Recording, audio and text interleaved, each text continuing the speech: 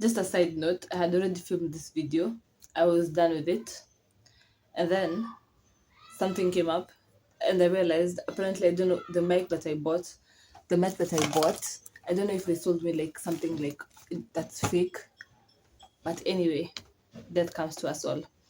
So I do not remember.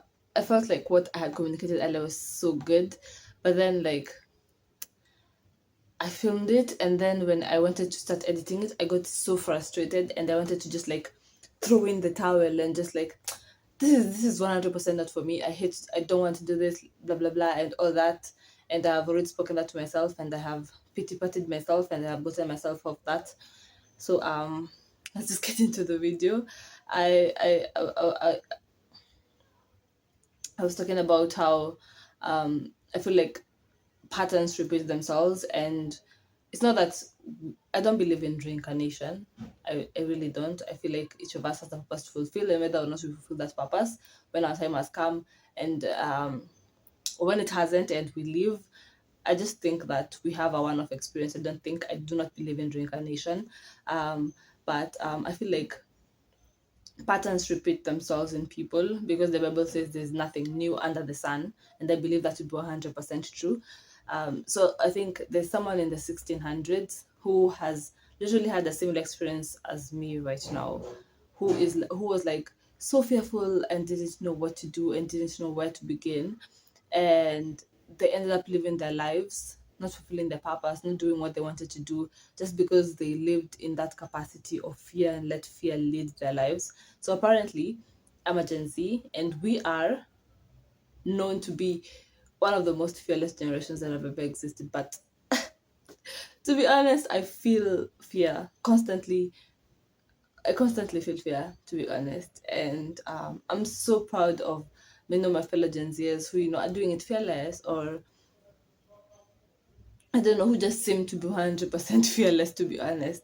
But to a capacity, I feel fear, and I feel like it's important for me to accept, and I feel like it's important for us to accept that there's some capacity of fear that we still feel.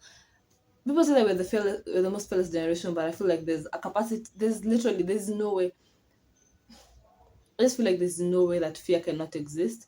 I feel like maybe we need to coexist with the fear, and that's something that I'm learning how to do, because I do not want to live my life and at the end of it, just think about. I just don't want that regret of like, I could have done it and I didn't do it. But I feel like I've already, like, I'm living that experience right now. Like, there's things that I wanted to do, but I let fear lead me. But then I'm thinking that, okay, maybe there's someone, yes, in the 1800s, also in the 1900s. Like, right now, there's literally no non-human being existing that was in the 1800s. Maybe the work that they've done, the inspiration that they brought to the world, yes. But at the end of the day, also, like, not everyone can be remembered, right? But everyone has a chance to create the change that they need in their lives. And I feel like,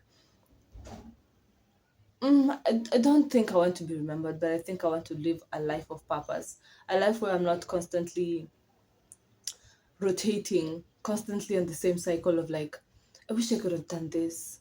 I wish I could have done that. I wish I could have said this and I didn't say it, or I didn't say it in the right way. I feel like I just want to step out of the fear and live a life that is free.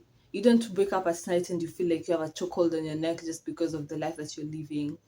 Like the Bible literally tells us in Ecclesiastes 9 that death comes to us all.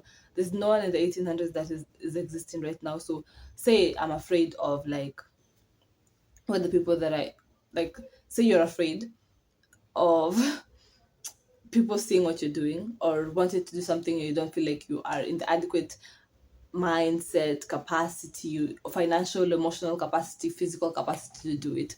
So you're afraid.